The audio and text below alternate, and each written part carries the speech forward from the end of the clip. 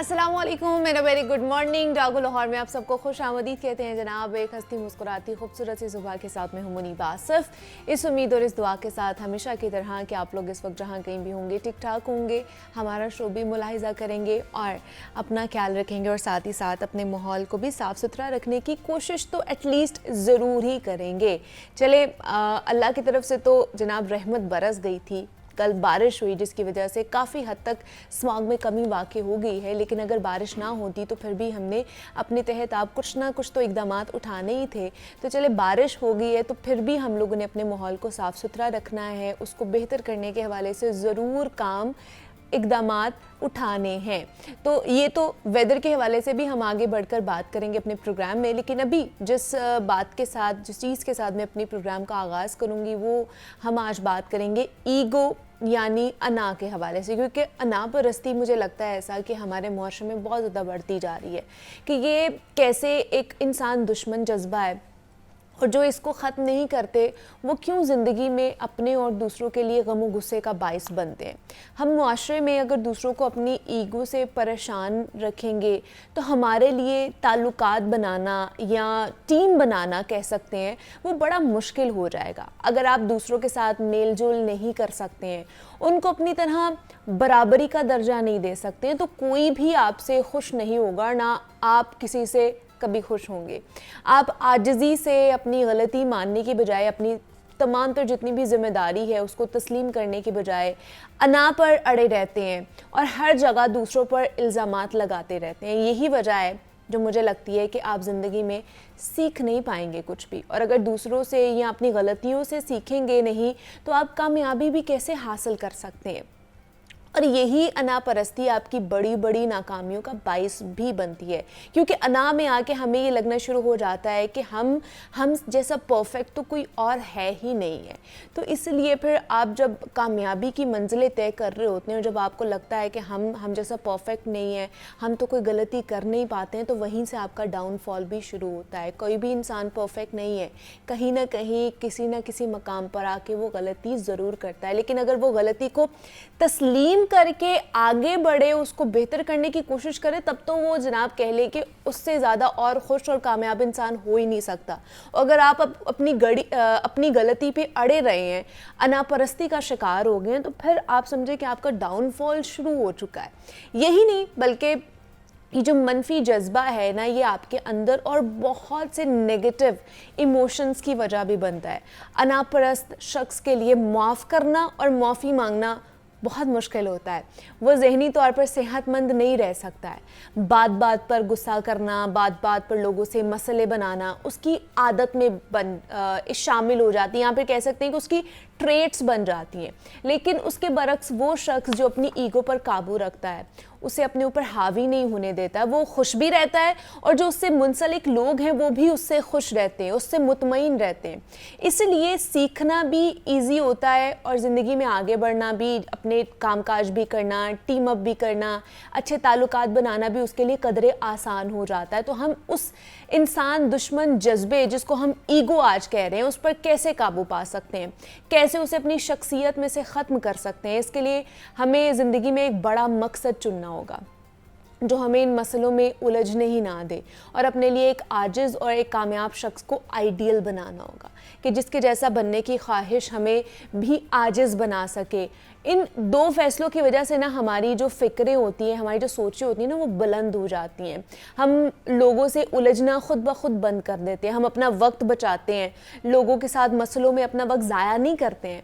इस्लाम भी हमें आजिज़ी और इनकिसारी का दर्स देता है, और आप सल्लल्लाहु अलैहि वसल्लम की ज़ात में इसका एक बेहतरीन दर्स भी हमें मिलता है। वो तो हम सबके लिए एक नमूना है।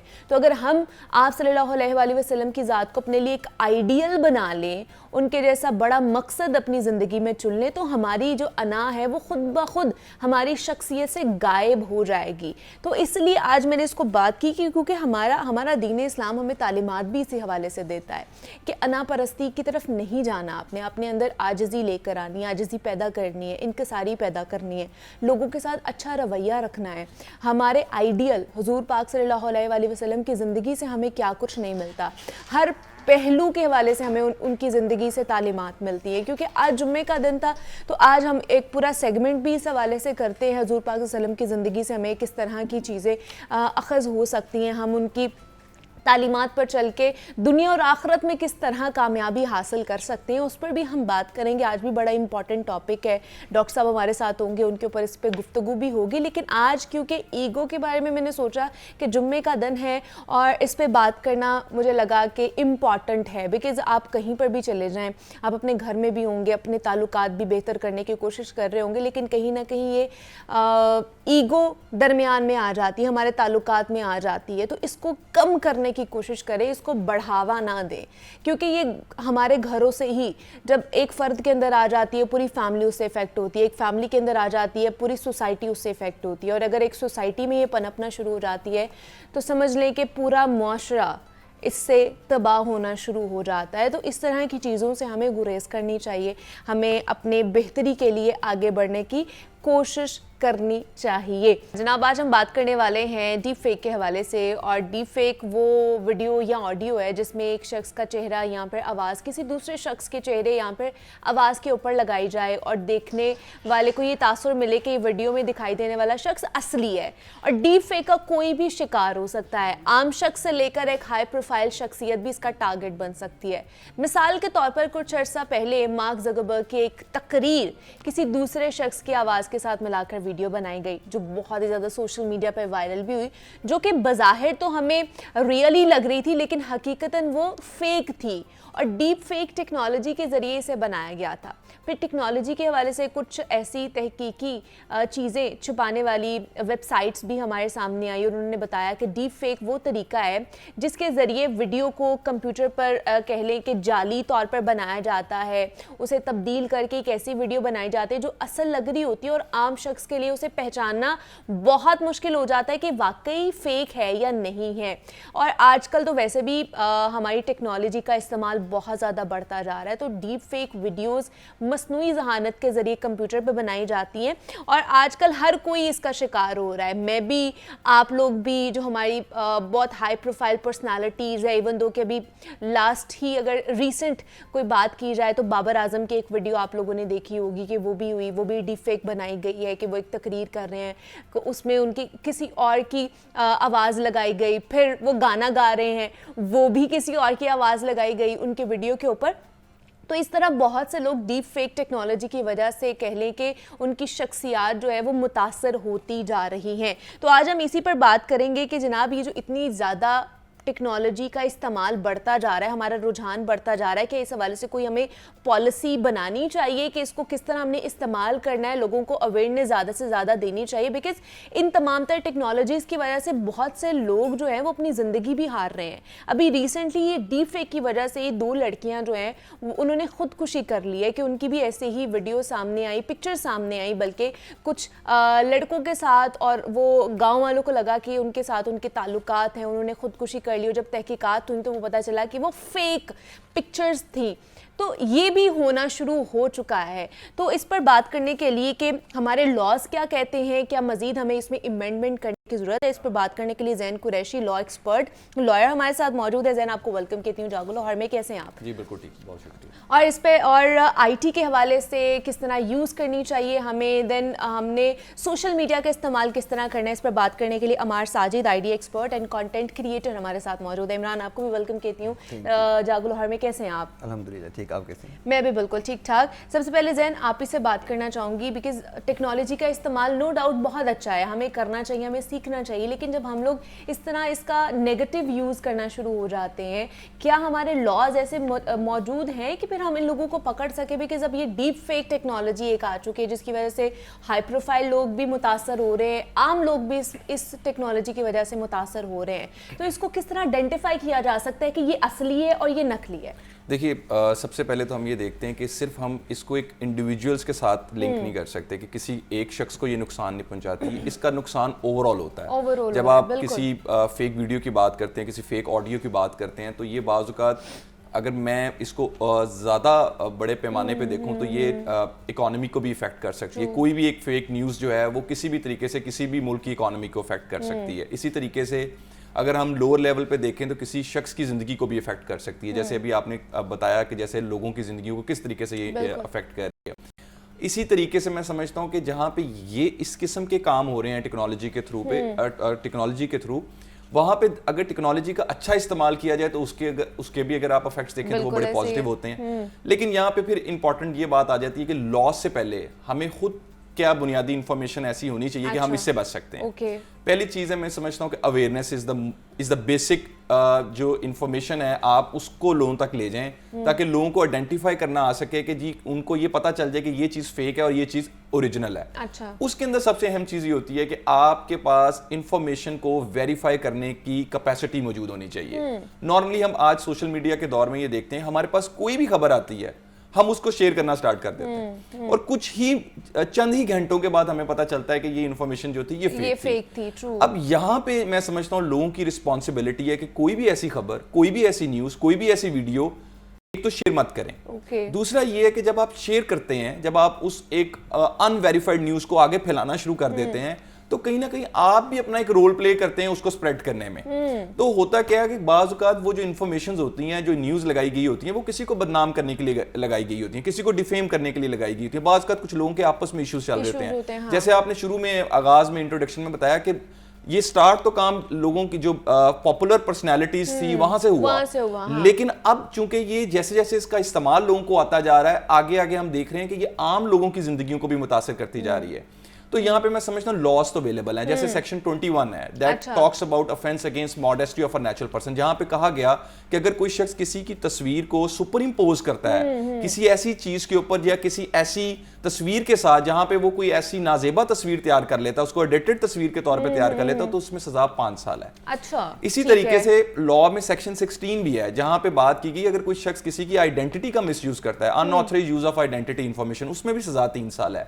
لیکن میں سمجھتا ہوں یہاں پہ ایسے کیسز جہاں پہ لوگ اپنی آئیڈینٹی بھی چھپاتے ہیں وہاں بھی سزائیں بڑھنی چاہیے. اور اگر دیکھیں ایک آفینس ایسا جس میں کسی شخص نے کسی کی فیک ویڈیو یا فیک پکچر تیار کی اور اس کی وجہ سے اس شخص نے خودکشی کر لی, تو میں یہ سمجھتا ہوں کہ آج کے دور میں لا کے اندر امینڈمنٹس کا ہونا بڑا ضروری ہے, بہت زیادہ ضروری ہے. اب تو اشد ضرورت ہو چکی ہے کہ ہم لوگ یہ کریں کہ اگر باقی ممالک میں دیکھا جائے نا زین, تو وہاں پر جو فزیکل لاز ہیں نا ہمارے, کہ اگر کسی نے ہراسمنٹ کی ہے تو اس کو یہ اس کے حوالے سے پینالٹی کرنی پڑے گی یا یہ اس کو سزا ملے گی, اور اگر اس نے آن لائن یہ چیز کی ہے تو تب بھی اسی کو وہی قانون اس کے اوپر لاگو ہوگا, وہی سزا اس کو ہوگی.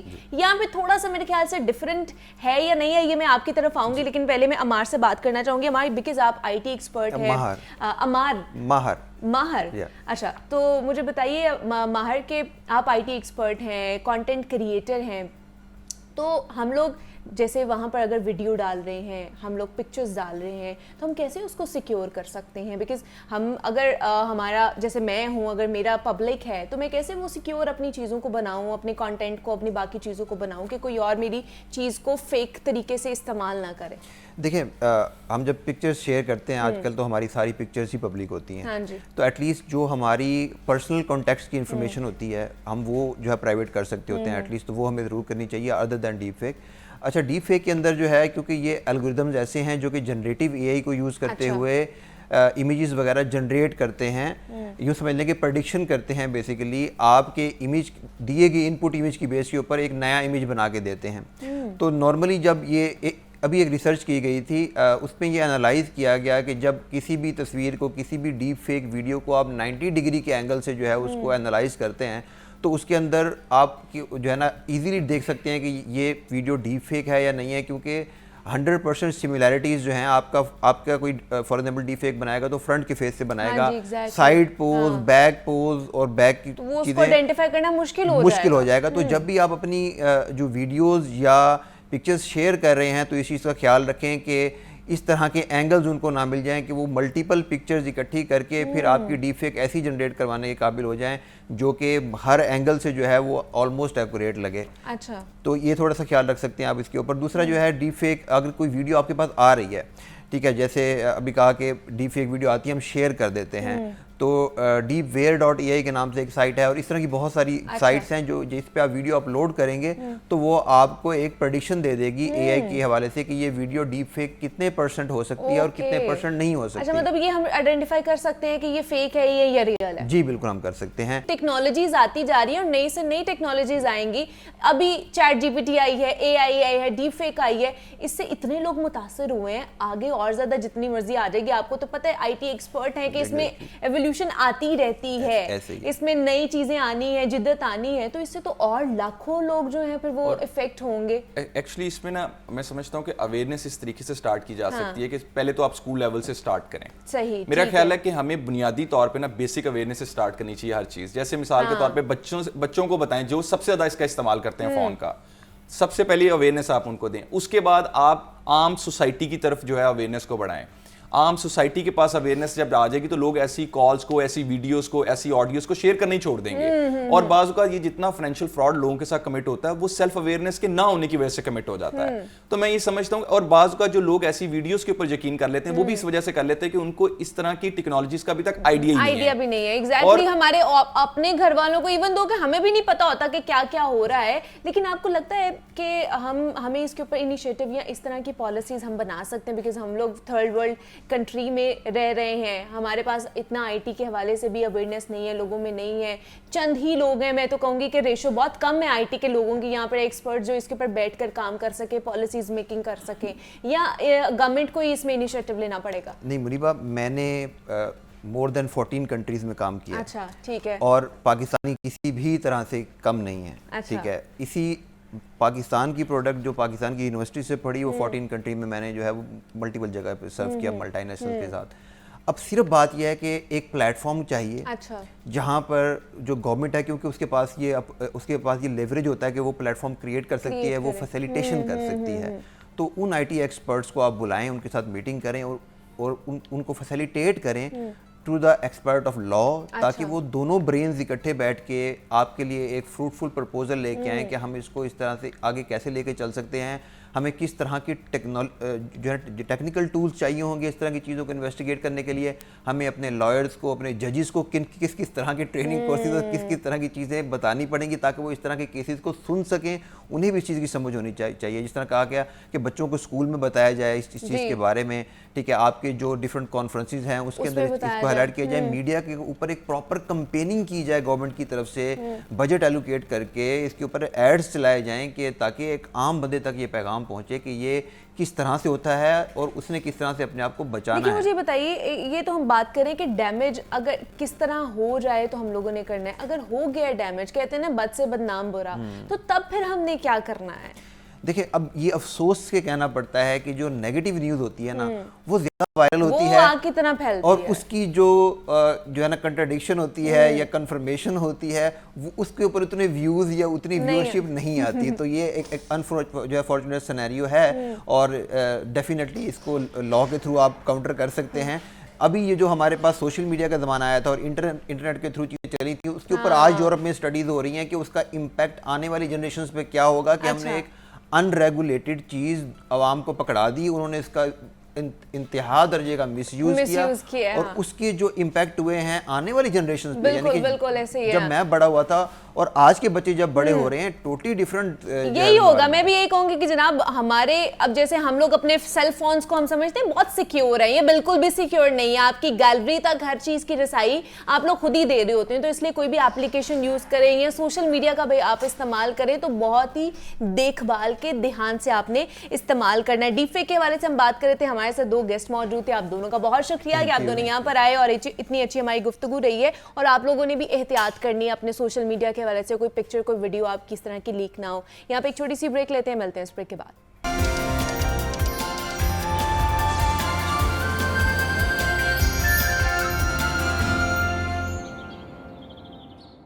Welcome back to Jago Lahore. جناب آج بھی ہم نے بات کرنی ہے ہمارے صحت کے شعبے کے حوالے سے, اور ہم وقتاً فوقتاً اس پر اس لیے پروگرام بھی کرتے رہتے ہیں, آواز بھی اٹھاتے رہتے ہیں کہ کچھ تو تبدیلی لے کر آئی جائے. تبدیلی تو نہیں آ رہی, لیکن ہستہ خال ضرور ہمارا جو صحت کا شعبہ ہے وہ ہوتا جا رہا ہے. ابھی کل انفارچونیٹلی ایک कह लें कि अफसोसनाक वाक़या पेश आया। हर सर्विसेज हॉस्पिटल का 3 मंजिला जो हस्ता हाल ब्लॉक था वो ज़मीन बोस हो चुका है और खुशकिस्मती से कोई भी जानी नुकसान नहीं हुआ है। उसके ऊपर तहकीकात भी चल रही हैं। निगरान वज़ीर सेहत डॉक्टर जावेद अकरम ने तहकीकाती कमेटी भी तश्कील दे दी है। लेकिन दूसरी तरफ अगर देखा जाए तो जहां पर ऑलरेडी एक हस्ता हाल जो बिल्डिंग थी वो ज़मीन बोस हो गई है, गिर गई है, अब और ज़्यादा जो इलाज मुआलजे में डिले आएगा। दूसरी तरफ यंग डॉक्टर्स ने भी अपग्रेड बिल्डिंग्स में काम करने से इनकार कर दिया है कि जहाँ पर अपग्रेडेशन ऑलरेडी हो चुकी है, जहाँ पर जितनी भी कंस्ट्रक्शन हो रही थी, बिकॉज दोबारा से रिकंस्ट्रक्शन का जो प्लान है वो तश्कील दिया गया था निगरान वज़ीर आला की तरफ से, और जितने भी हॉस्पिटल थे गवर्नमेंट हॉस्पिटल उनको रिवैम्प किया जा रहा था। लेकिन यंग डॉक्टर्स ने अब ये कह दिया कि जो भी अपग्रेड बिल्डिंग है हम उनमें भी काम नहीं करेंगे। पहले ही वो एहतजाज कर रहे थे डॉक्टर की वजह से, बिकॉज मुल्तान में गुजरात में डॉक्टर की कत्ल किया गया था उन्हें दिन दिहाड़े, तो उनके एहतजाज में कि उनके ऊपर कोई कार्रवाई नहीं की गई, मुल्ज़िमान को पकड़ा नहीं गया, तो ओपीडीज़ बंद की गई हैं। पिछले हफ्ते से दूर दराज से जो पेशेंट आए हैं वो भी कह लें कि इलाज मुआलजे के लिए लाइनों में लगे हुए होते हैं, और जब ओपीडीज़ बंद कर दी जाती हैं तो और भी उनका नुकसान होता है, उनके इलाज मुआलजे में और भी डिले हो जाता है, मुलतवी हो जाते हैं। तो उनके हवाले से अगर आपकी कोई नहीं सुन रहा तो आप भी तो मरीजों की नहीं सुन रहे, फिर आप किस तरह किसी और के ऊपर जिम्मेदारी डाल सकते हैं, किसी और को ज़िम्मेदार ठहरा सकते हैं। फ़िलहाल इसके ऊपर बात करेंगे कि सर्विसेज हॉस्पिटल की जो हस्ता हाल बिल्डिंग थी वो किस तरह गिर गई, क्या वाक़या पेश आया, कोई जानी नुकसान। अनफॉर्चुनेटली कह लें कि हमारी खुशकिस्मती थी कि वहाँ पर कोई मौजूद नहीं था और वो नहीं हो पाया है। तो मोहम्मद बिलाल हमारे साथ मौजूद हैं और एक और गेस्ट भी हमें ज्वाइन करेंगे, लेकिन अभी बिलाल आपको वेलकम कहती हूँ जागो लाहौर में। कैसे हैं आप? बेहतरीन, आप सुनाएं। बिलाल, क्या वाक़या हुआ है ये सर्विसेज हॉस्पिटल में? क्या ये हो रही थी, इसके रिवैम्प इसको किया जा रहा था, या ऑलरेडी ये बहुत ज़्यादा हस्ता हाल थी और ये गिर गई है? देखिए मुनीबा, इस वक्त जो निगरान वज़ीर आला पंजाब का जो विजन है इसके मुताबिक तकरीबन 100 से ज़ायद जो हॉस्पिटल्स है उनके अंदर अपग्रेडेशन और रिवैम्पिंग का जो काम है ये चल रहा है। सिमिलरली जो सर्विसेज हस्पताल है इसका जो मेन बिल्डिंग है, जो मेन ब्लॉक है, और इसके अंदर तकरीबन 12 डिपार्टमेंट्स हैं। एडमिन ब्लॉक में इसी में हैं, ENT का, आई का, सर्जरी का, मेडिसन का, मतलब काफ़ी सारे डिपार्टमेंट्स हैं इसमें। तो कल 10:45 पे जो हस्पताल इंतज़ामिया ने अभी तक अपना मौक़िफ़ इख्तियार किया है कि वहाँ पे पहले जो आग लगी है शॉर्ट सर्किट के बाइस, फिर उसके बाद धमाका हुआ है और जो बिल्डिंग है ये कोलैप्स हो गई है। ये सर्विसेज हस्पताल इंतज़ामिया की जानिब से ये जो उनका देख रहे हैं, बिकॉज़ आप एक्सप्लेन भी कर रहे हैं, जो मौक़िफ़ है ये अपनाया गया है। लेकिन फिर उसके बाद जो रेस्क्यू का जो अमला है उनकी जानिब से जो रेस्क्यू और जो तिब्बी इमदाद है ये फ्राहम की गई है। ह्यूमन डिटेक्टर से चेक किया गया कि क्या मलबे के तले कोई अफराद तो मौजूद नहीं है, लेकिन उसको भी क्लियर कर दिया गया। ठीक है। इनिशली जो रेस्क्यू के अहलकार की जानिब से कहा गया कि कुछ अफराद जो हैं 2-4 ये ज़ख्मी हुए हैं। बाद में पता चला कि वो भी ज़ख्मी नहीं है, जो ऊपर मजदूर थे जो काम कर रहे थे। फिर मतलब इसको रिकंस्ट्रक्ट किया जा रहा था, बिकॉज़ देखने में तो ये बहुत हस्ता हाल ऑलरेडी लग रही है। देखें, ये तो तकरीबन 50 से 60 साल पुरानी बिल्डिंग है। इस पे किसी भी किस्म की रिवैम्पिंग या अपग्रेडेशन के नाम पे पैसे इन्वेस्ट नहीं करने चाहिए थे, चूँकि अरबों रुपया यहाँ पे खर्च हो रहा है। अगर इसको कर भी देते तो मेरा ये ख्याल है इसने 5 साल नहीं तो मैक्सिमम 10 साल इसने निकालने थे, फिर यहाँ पे पैसे लगाने पड़ने थे। तो कुछ ज़रा ये कह रहे हैं कि जब ये रिवैम्पिंग कंस्ट्रक्शन का काम कर रहे थे तो उसी दौरान जो इसके पिलर्स हैं, कुछ दीवारों को इतना रगड़ा जा रहा था, प्लास्टर उतारा जा रहा था, नई टाइल्स उतारी जा रही थी, जो जिसने इसको ग्रिप की हुई थी, मजबूती दी हुई थी, उसको जब इन्होंने वीक कर दिया, कुछ पिलर्स में क्रैक्स आ गए जिसकी वजह से बिल्डिंग कोलैप्स हो गई। तो अभी तक ये शॉर्ट सर्किट का जो बहाना बनाया गया ना, अभी इस पे जो कल तहकीकाती कमेटी बनाई गई है तो उसमें उसने फिर 3 दिन के बाद रिपोर्ट देने का, क्या कोई ऐसा धमाका हुआ या कोई इतनी शॉर्ट सर्किट के बायस आग लगी, क्योंकि इतनी आग की वजह से 3 मंजिला बिल्डिंग कोलैप्स नहीं हो सकती, क्योंकि आग का कोई इतने बड़े शाहिद भी मौजूद नहीं है। वो जो DP जिसको दिखा रहे थे कि इसके वजह से शॉर्ट सर्किट के बायस आग लगी, تو ہم نے اس کو بھی دیکھا, وہ بھی اتنی کوئی خاکستہ جل کے نہیں ہوئی تھی. تو اس سے یہ لگتا ہے کہ اس میں کچھ نہ کچھ ہے. لیکن اب جو کمیٹی بنائی گئی ہے اس میں نیسپاک ڈالی ہے, تھرڈ پارٹی ایویلویشن بھی کرائیں گے اس میں, پھر CMIT کی بھی جو ٹیم ہے وہ ڈالی ہے.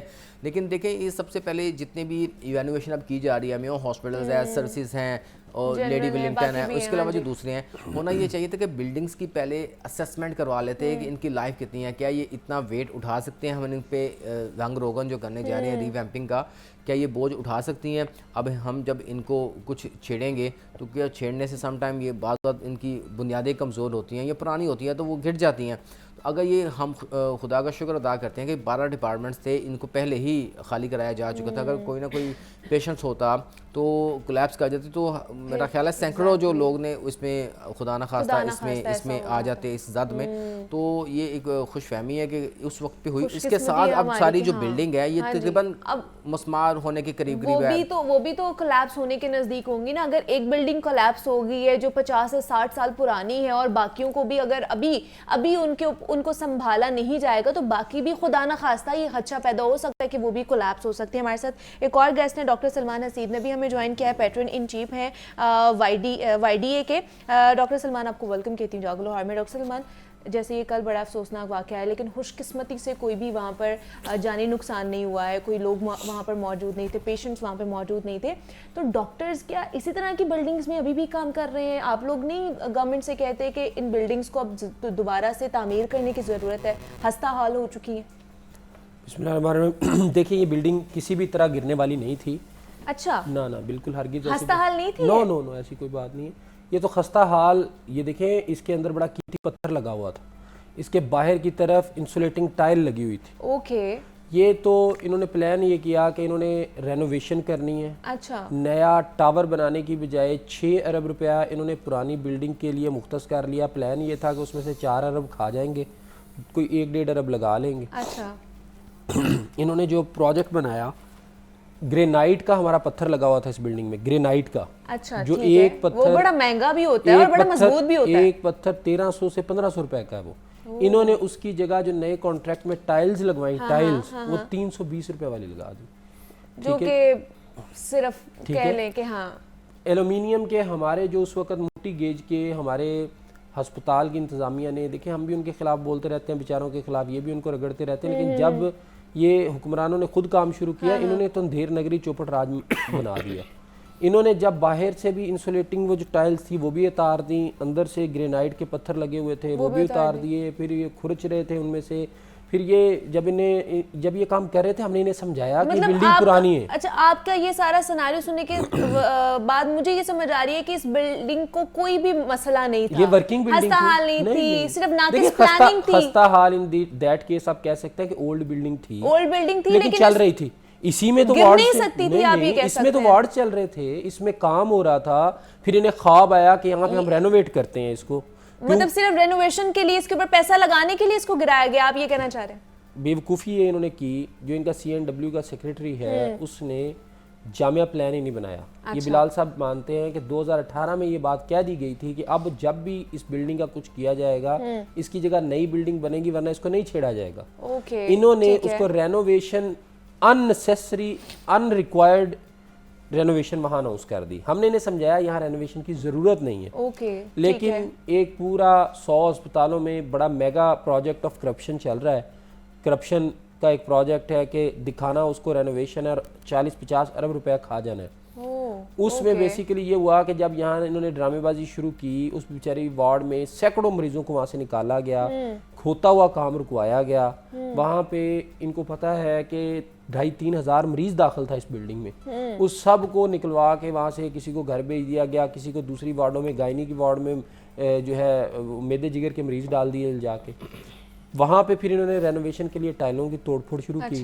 جب توڑ پھوڑ شروع کی وہ اتنی ان پلانڈ تھی, منصوبہ بازی کے بغیر تھی, اور اتنی بے ہنگم اور ان پڑھوں کی طرح انہوں نے کام کیا. اندر کھدائیاں شروع کر دیں, باہر سے ٹائلیں اتار دیں, وہ گر گئی. ہم سمجھتے ہیں کہ یہ تو سراسر ایک کرمنل ایکٹ ہے, اس پہ تو گرفتاری ہونی چاہیے. CNW کمیٹی تشکیل دے تو دی ہے, اب دیکھیں 3 دن بعد اس کا کیا رزلٹ آتا ہے. ہمارے نہیں کمیٹی میں سمجھتا ہوں آئے گا پازیٹیو رزلٹ آئے گا, کچھ بھی نہیں آئے گا. وہ یہ کرپشن 40-50 अरब की करप्शन वो मतलब ये करप्शन का खेल है जिसकी भेंट ये बिल्डिंग चढ़ी है, बिल्कुल खेल है। और इन्हें पता है, ये आप बिलाल साहब बैठे हैं, जब यहाँ पे शुरू हुआ हमने इन्हें समझाया कि इतने पैसों में एक नया अस्पताल बन सकता है, ठीक है, 6 अरब रुपए में एक पूरा टावर बन सकता है। नहीं बिलाल, ये बड़े बहुत बड़े ये बड़े समझदार हैं, इन्हें नहीं तो ये तो पता है, ये नहीं पता है, ये मुझे निगेट कर दें, ये पता नहीं क्यों नहीं बोलते आजकल, इन सबको क्या हो गया मीडिया वालों को।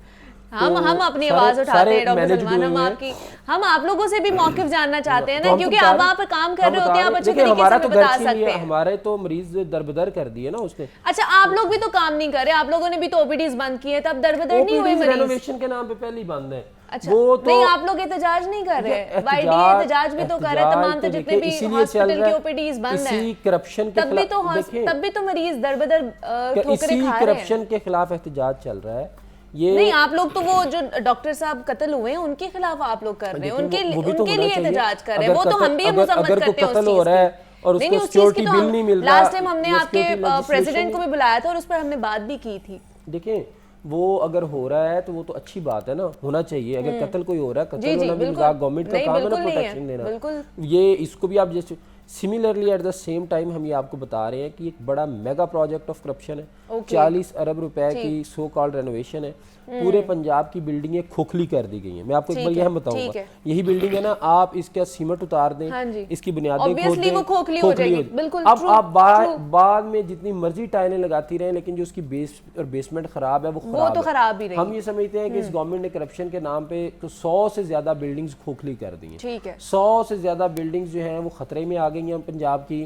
इनकी लालच ने, इनकी हिरस ने, इनकी तमा ने, ये मेरा ख्याल है कि डाका मारना ही चाह रहे थे तो कहीं और डाका मार लेते, इन्होंने अस्पतालों का रुख। मैं तो चाहूंगी कि जनाब इतना बड़ा इंकशाफ किया जा रहा है डॉक्टर सलमान की तरफ से, तो हमारे अगर प्रोड्यूसर साहब सुन रहे हैं तो कोई हुकूमती मौक़िफ़ भी इसके ऊपर लेना चाहिए।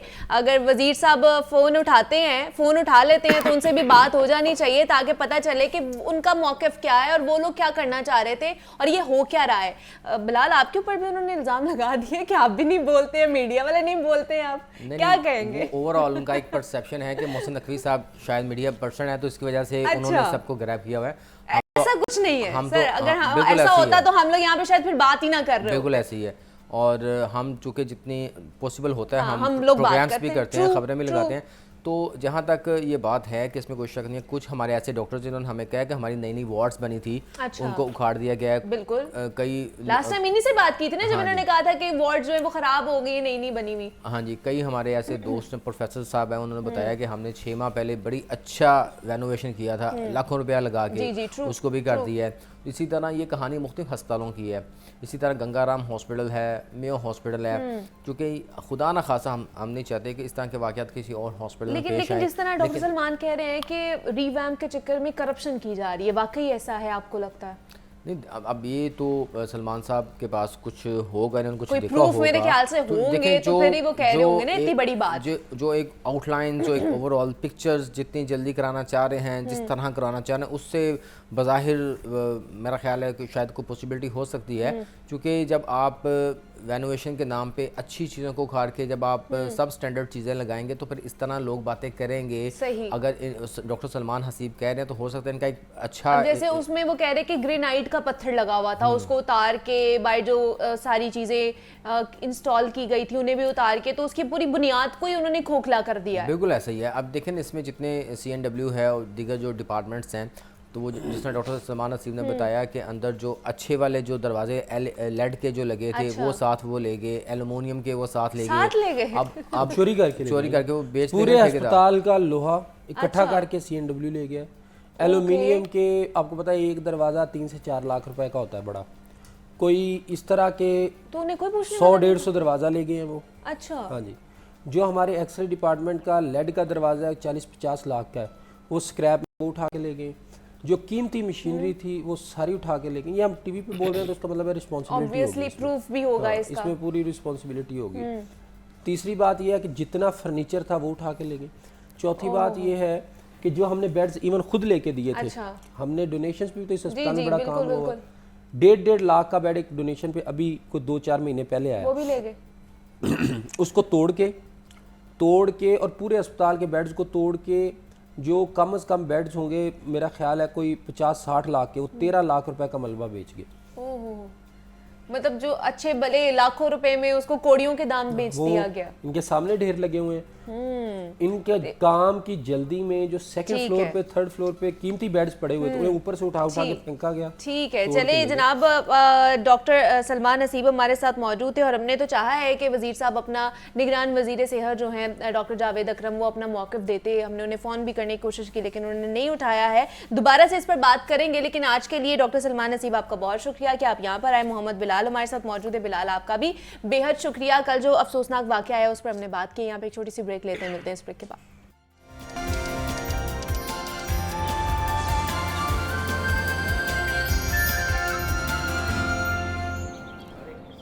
वेलकम बैक टू जागो लाहौर। जनाब, क्योंकि आज जुमे का दिन है और हमारी कोशिश होती है कि कोई ऐसा टॉपिक लेकर आया जाए जिससे बराह रास्त आपको भी और हमें भी फ़ायदा ज़रूर पहुँचे।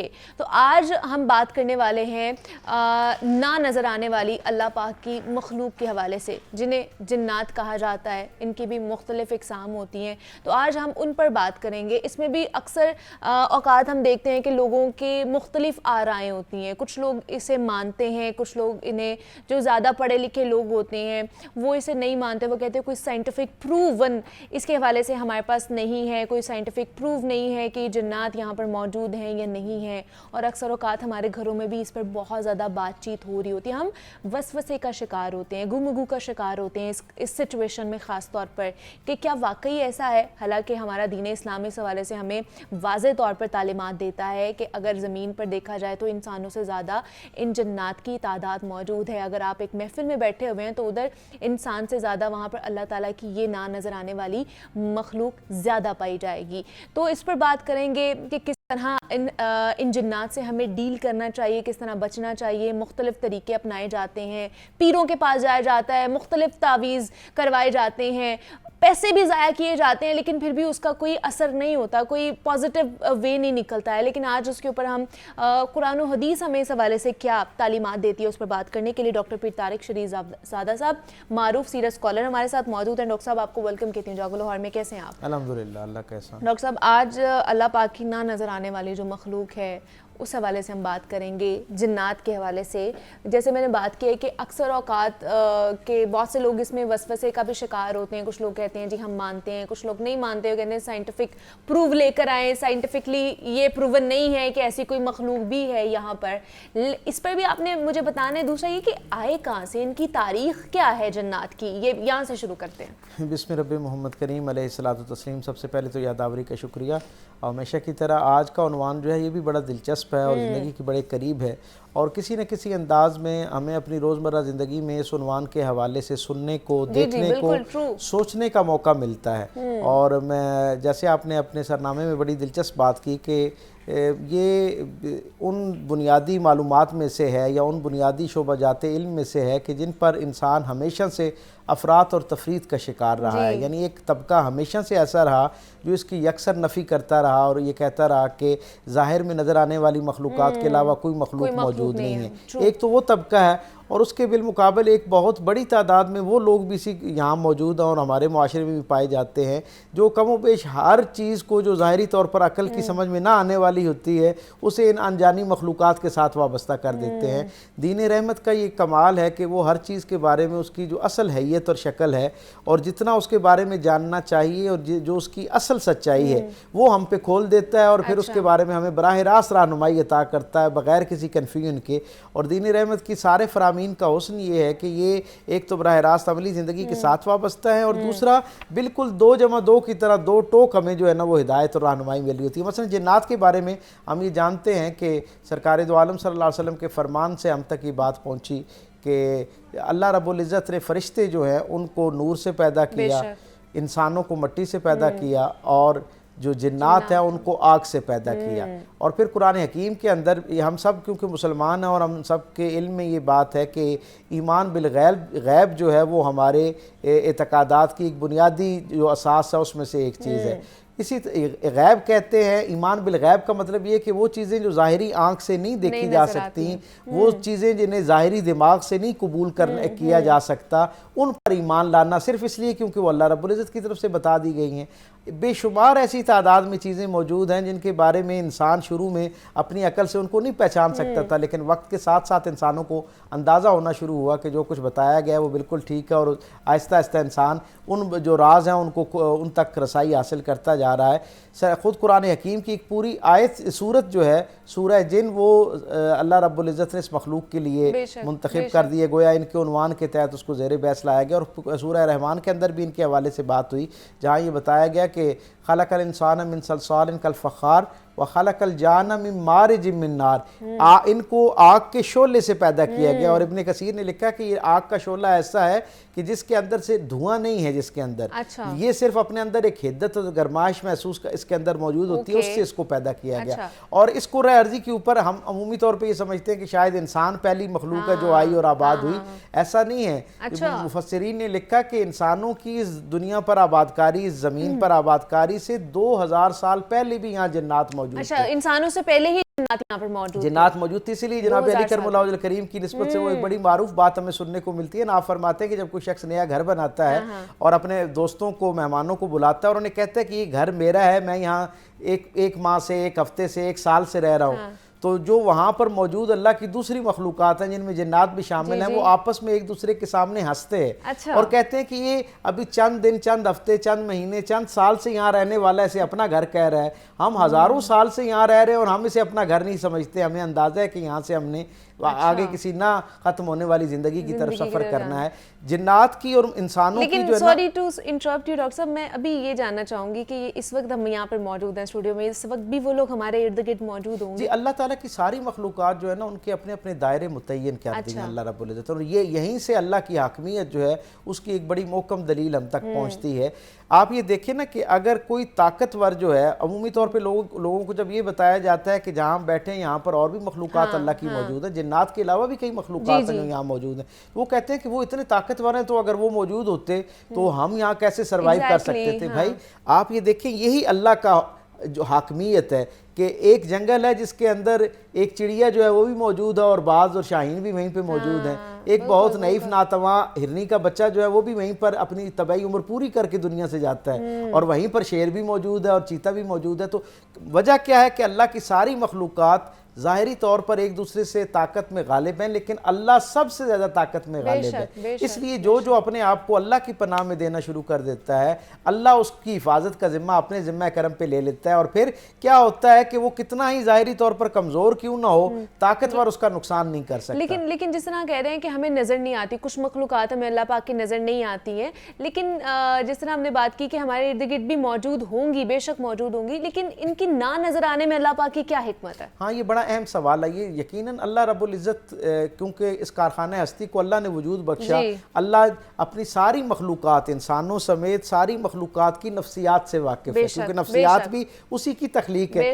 اگر وہ سب ہمیں ہمارے گرد و پیش اسی طرح چلتے پھرتے نظر آ رہے ہوتے اور اپنے کام اور اپنی ذمہ داریاں سر انجام دیتے ہوئے نظر آ رہے ہوتے تو یقیناً ہمارے لیے جو ہے وہ اس کے اوپر اپنی نارمل لائف جو ہے اسے قائم رکھنا مشکل ہو جاتا. اس لیے اللہ رب العزت کی وسیع تر بے شمار اور حکمتوں کے ساتھ جو مفسرین انہوں نے یہ حکمت اس لیے لکھی ہے کہ یہ بھی ان کا نہ نظر آنا بھی حقیقت میں ہمارے لیے ایک رحمت کا باعث ہے، ورنہ ہر وقت وہ ہمارا جو ایک اپنا زندگی گزارنے کا طریقہ ہے اس کو ڈسٹرب کرتے رہتے ہیں. ہم دیکھیں نا، ابھی نظر نہیں آتے، کبھی کبھی ہم ان کے بارے میں سنتے ہیں یا کبھی کبھی ان کا ہمارے ساتھ زندگی میں کوئی واسطہ راستہ پڑتا ہے تو ہمارے لاشعور میں خوف پختہ رہتا ہے. تو آپ تصور کریں ابھی بھی ایسے ہو رہا ہے کہ جیسے کوئی فیل ہونا شروع ہو جاتی ہے اگر آپ ان کے بارے میں بھی بات کرنا شروع کرتے ہیں. اچھا، بہت سے لوگ اب جیسے وسوسوں کا شکار ہوتے ہیں ڈاکٹر صاحب، تو ایک تو کیسے ان کے ساتھ ڈیل کرنا چاہیے، دوسرا یہ کہ نفسیاتی مسئلہ بھی ہو جاتا ہے، کسی کو کوئی ڈپریشن کا بھی شکار ہو جاتا ہے تو کہتے ہیں کہ جن اس کے اوپر عاشق ہو گئے ہیں، یہ فلاں جگہ گئی تھی یا گیا تھا تو اس کے اوپر جن عاشق ہو گئے ہیں، اس کے جسم کے اندر آ گئے ہیں، اس کو اس نے پکڑ لی ہے. اس حوالے سے ہمیں ایڈریس کریں کہ کیا کرنا چاہیے، پھر کیا ایسا ہوتا ہے؟ رسول اللہ صلی اللہ علیہ وسلم کی زندگی سے ہم تک ایک واقعہ پہنچتا ہے کہ سرکار دو عالم صلی اللہ علیہ وسلم کے پاس ایک صحابی آئے اور انہوں نے بتایا کہ میرا ایک بیٹا ہے اور وہ جو ہے وہ رات سے جو ہے نا وہ irrelevant جسے گفتگو کہتے ہیں وہ کرنا شروع ہو گیا، اور اس کی طبیعت کے اندر ایک عجیب طرح کا ایگریشن یعنی غصہ موجود ہے، اور وہ بے تکی باتیں کر رہا ہے اور غصے کے اندر چیزوں کو توڑ رہا ہے، اور گویا اس نے زندگی جو گھر کی ہے وہ سکون برباد کر رکھا ہے۔ سرکار نے فرمایا اسے میرے پاس لے آؤ۔ وہ آیا تو سرکار دو عالم صلی اللہ علیہ وسلم نے اس کی کمر کے اوپر سے کپڑا ہٹایا اور اس کی کمر کے اوپر ایک روایت کے مطابق کچھ کلمات مقدسہ پڑھے اور ایک روایت کے مطابق اپنا دست شفقت اس کے اوپر رکھا اور پھر ہٹایا، اور حضور نے فرمایا کہ اس کے ساتھ اللہ کی وہ غیر مرئی مخلوق یعنی جو نظر نہ آنے والی مخلوق ہے وہ اس کے ساتھ آ گئی تھی اور وہ اس کے دل کے اوپر قابض ہو گئی تھی۔ سو نتیجہ یہ ہوا کہ اس نے اس کے حواس جو ہیں ان کو اپنے قابو میں کر لیا تھا۔ اس کا کیا مطلب ہے؟ اس سے یہ پتہ چلتا ہے، فرمایا اس وجہ سے یہ سارا کچھ کر رہا تھا جو، اور اب میں نے اس کو اسے جزا کر دیا۔ تو صحابہ کو پھر حضور نے فرمایا کہ یہ جو جنات، اللہ جب انسان کو تخلیق کرتا ہے تو ہر انسان کے ساتھ اس کی نسبت کا، اس کے قرین کا ایک جن بھی پیدا کرتا ہے جو اس کے لیے خیر شر کے اندر شر کا جو ہے وہ ذریعہ بنتا ہے۔ جسے ہمزاد کہا جاتا ہے۔ ہمزاد تو ایک اور طرح کی چیز ہے، ہمزاد تو تعداد میں زیادہ ہوتے ہیں، لیکن جن بھی انہی کی طرح کی ایک قسم ہوا کرتی ہے جو نہ نظر آنے والی مخلوق اللہ کی، وہ انسان کے ساتھ ہوتی ہے اور یہ عمومی طور پر شر پر مبنی ہوتے ہیں۔ لیکن یہاں میں یہ بتانا بھی بہت ضروری سمجھتا ہوں کہ ایک بڑی تعداد تو شریر جنوں پر مبنی ہوتی ہے، لیکن ایک بہت بڑی تعداد نیک اور صالح جنات جو ان پر بھی مشتمل ہے۔ خود سرکار دو عالم صلی اللہ علیہ وسلم قرآن حکیم کے اندر اللہ نے جنوں اور انسانوں دونوں کو مخاطب کر کے کہا کہ ہم نے تمہاری طرف ہدایت اور رہنمائی کے لیے رسول بھیجے۔ یہ انسانوں کا شرف ہے کہ رسول صرف انسانوں کے اندر آئے، اور ہمارے اور آپ کے رسول رحمت صلی اللہ علیہ وسلم کا یہ شرف ہے کہ حضور نے دونوں سے مخاطبت فرمائی۔ حضور ایک وادی سے گزرے اور وہاں پر حضور نے نماز کے دوران قرآن کی تلاوت کی۔ جنوں کی حضور نے خود بعد میں صحابہ کو بتایا کہ جنوں کی ایک ٹولی یہاں سے سفر کرتی ہوئی جا رہی تھی، انہوں نے قرآن کی تلاوت سنی تو وہ رک گئے اور انہوں نے کہا کہ یہ تو وہ کلام ہے جو ہم نے برسا برس پہلے، اس طرح کا کلام جو ہے وہ ہم نے زیر عرش پہلے جو ہے نا نبیوں سے صرف سن رکھا ہے، تو یہ بھی یقیناً اللہ کا کلام ہے۔ تو وہ کہتے ہیں کہ پھر ہم اس کلام پر ایمان لاتے ہیں۔ انہوں نے سرکار دو عالم پر ایمان لائے اور پھر حضور نے ان کو باقاعدہ نصیحت فرمائی کہ تم نے انہوں نے کہا یا رسول اللہ ہمیں کوئی نصیحت فرمائیں، تو حضور نے انہیں کہا کہ تم اپنے جو اپنے ہمزاد ہیں، جو اپنے جیسے آپ کے لوگ ہیں، ہم نو جو ہیں جیسے انسانوں میں انسان، تم اپنے جنات میں گویا جا کر اسی اللہ کے کلام کی، اللہ کی توحید جو ہے اس کی وہ کرے، جا کے تبلیغ کرے۔ اس کا مطلب ہے کہ جنات میں بھی مسلم اور غیر مسلم ہوتے ہیں؟ بالکل، جنات میں مسلم اور غیر مسلم ہوتے ہیں، اور جس طرح ہم خیر اور شر کے بارے میں اختیار ہمیں اللہ نے دے رکھا ہے نا کہ ہم نیکی اختیار کریں یا برائی اختیار کریں، شیاطین جو ہیں ان کے اندر، یہ جو جنات ہیں ان کے اندر بھی اللہ رب العزت نے یہ اختیار کا مادہ رکھا ہے۔ جیسے فرشتے ہیں نا ان کے اندر اختیار کا مادہ نہیں ہے، وہ خالصتاً اللہ کی خیر کے سائے میں ہیں اور وہ صرف عبادت کے لیے مخصوص ہیں۔ جنات اور انسان اصل میں ان دونوں کا ہی امتحان ہے، اور قیامت کے دن بھی جس طرح انسانوں کا امتحان اور ان کا مواخذہ ہوگا، ان سے حساب کتاب ہوگا، ان کی گزری ہوئی زندگی کے بارے میں سوال کیا جائے گا، جنات کے بارے میں بھی ایسا ہوگا۔ یہ جنات کے ساتھ جو انسان کا معاملہ ہے یہ آج کا نہیں ہے۔ آپ یہ دیکھیں کہ سرکار دو عالم صلی اللہ علیہ وسلم سے پہلے کے زمانے کے اندر بھی لوگ کیا کرتے تھے، یعنی جس طرح بتوں کی پوجا کیا کرتے تھے، اسی طرح کچھ جو ہے وہ ایک پائیدان بنا دیا جاتا تھا اور اس کے اوپر کوئی بت موجود نہیں ہوتا تھا اور اس کی پوجا کرتے تھے۔ لوگ پوچھتے تھے یہاں تو کوئی بت موجود نہیں ہے، تم کس کی پوجا کر رہے ہو؟ تو وہ فرضی ناموں سے جنوں کو مخاطب کر کے کہتے کہ ہم، اور وہ کہتے کہ کیوں ان کی پوجا کرتے ہو؟ تو وہ بتاتے کہ جب ہم سفر میں ہوتے ہیں تو یہ ہمارے ساز و سامان کی حفاظت پر مامور ہوتے ہیں اور یہ ہماری حفاظت کرتے ہیں، اور یہ جو مختلف مخلوقات ہیں اللہ کی دوسری، ان سے ہمیں بچاتے ہیں، گویا ہمارے ارد گرد جو ہے وہ پروٹیکشن کی لیئر پیدا کرتے ہیں۔ جب ان سے کہتے ہیں کہ یہ تم نے کہاں سے یہ عقیدہ اختیار کیے، تو وہ کہتے ہیں کہ جنات جو ہے نا ان سے اپنی خدمت کا کام لیا جا سکتا ہے، اور پھر وہ حضرت سلیمان علیہ السلام کی مثال دیتے کہ جیسے اللہ نے ان کو جنات کو ان کے ساتھ وابستہ کیا تھا، اور پھر جنات ان کے زمانے میں مسجد ان کے لیے ہیکل سلیمانی کی تعمیر میں بھی وہ ہوتے تھے، اور ان کے لیے باقی جو ذرائع تھے ان کے یعنی چیزوں کے لانے اور لے جانے کا ذریعہ جو ہے وہ بھی ان کے لیے ہوتا تھا۔ اچھا، دوسرا ڈاکٹر صاحب مجھے یہ بتائیے کہ کون کون سی ایسی جگہیں ہیں جہاں پر ان کا بسیرا ہو سکتا ہے، اور کیا یہ ہمارے جسم کے اندر بھی جا سکتے ہیں؟ ہاں، یہ بڑا اہم سوال ہے، اور اس کو سمجھ جانے کے بعد میں سمجھتا ہوں ان کے ساتھ ڈیل کرنا بہت آسان ہو جاتا ہے۔ ایک تو ہمیں یہ سمجھنا چاہیے کہ اللہ کی مخلوق ہے بالکل اسی طرح جیسے میں اور آپ اللہ کی مخلوق ہیں، اور بالکل اسی طرح جیسے ہر خیر اللہ کی مخلوق ہے اور ہر شر اللہ کی مخلوق ہے۔ اللہ کی مخلوقات میں کوئی بھی اللہ کے اذن کے بغیر کسی دوسری کی زندگی کے اندر اسے متاثر نہیں کر سکتا۔ یہ بات ہمیں سب سے پہلے راسخ کر لینی چاہیے اپنے عقیدے میں۔ اپنی ظاہری بشری کمزوری کی بنا پر ان سے خوف زدہ نہیں ہونا چاہیے۔ یقیناً یہ انسان ان کے مقابلے میں کمزور ہے اپنی قوت کے اعتبار سے، لیکن جب اللہ کے کلام سے رہنمائی آپ کے ساتھ آ جاتی ہے، حضور کے بتائے ہوئے فرامین آپ کی اور میری زندگی کا حصہ بننا شروع ہو جاتے ہیں، تو ہم ان سے کئی گنا زیادہ طاقتور ہو جاتے ہیں۔ مثلا میں اکثر یہ کہا کرتا ہوں، اللہ کے رسول صلی اللہ علیہ وسلم نے یہ فرمایا، ہم سے لوگ کہتے ہیں ہم ان سے کیسے بچیں؟ ایک تو جیسے آپ کے سوال کا پہلا ایسا تھا کہ ہر جگہ یہ موجود ہوتے ہیں، ان کے لیے کوئی جگہ ایسی نہیں ہوتی جہاں زیادہ ہوتا ہے۔ بیت الخلاء ان کی محبوب مقام ہے جہاں پر وہ پائے جاتے ہیں۔ پھر جہاں پر عدم طہارت پائی جاتی ہے، ایک سادہ سی بات جو ہر ایک کو سمجھ آ جانی چاہیے اور اسے اپنے پلے باندھ لیں، آج سے اپنی زندگی کا حصہ بنا لیں، وہ یہ ہے کہ یہ جو ناپاک مخلوقات ہیں ان کی پاکیزہ مقامات پر کوئی گنجائش نہیں ہوتی۔ اس کا کیا مطلب ہے؟ اس کا مطلب یہ ہے کہ جو ناپاکیزہ مقامات ہوتے ہیں، جب آپ خود ناپاک ہو جاتے ہیں تو ان کا آپ پر حملہ آور ہونا، آپ کے ساتھ جڑنا، آپ کو نقصان پہنچانا کئی گنا آسان ہو جاتا ہے۔ سب سے پہلے تو اپنی طہارت کا جو ہے وہ اہتمام کرنا چاہیے۔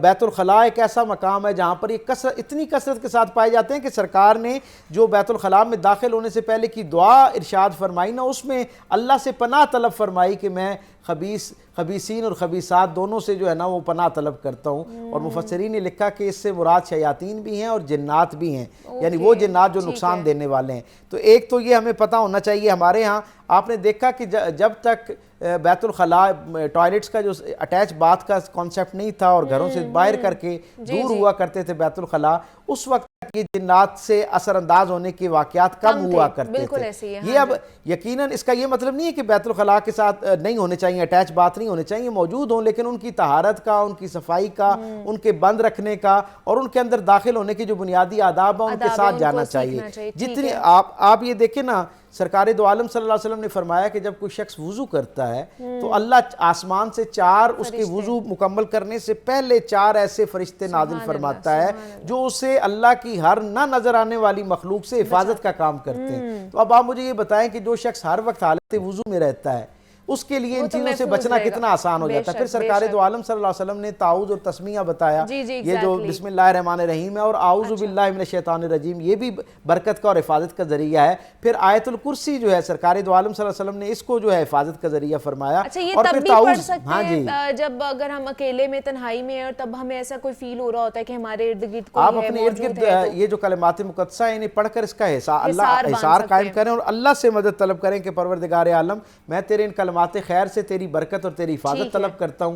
اللہ ان کلمات خیر کی نسبت سے ویسے بھی ایک معمور ہے کہ جب قرآن حکیم کی تلاوت کی جاتی ہے تو اللہ کی وہ جو رحمت کے اور حفاظت کے تمام 3 طرح کے فرشتے اترتے ہیں، رحمت کے، حفاظت کے اور برکت کے۔ یہ تینوں فرشتے جو ہیں ان کی فوجیں جس طرح ایک بھوکا دسترخوان پہ لپکتا ہے اس طرح کر کے وہ سارے اس کی طرف آتے ہیں۔ تو آپ خود سوچیں کہ کتنے آسان سے الفاظ ہیں۔ معروف سیریس کالر ڈاکٹر صاحب بہت شکریہ آپ کے وقت کا کہ آپ یہاں پر آئے۔ مجھے اجازت دیجیے، اپنا خیال رکھیے گا، اللہ حافظ۔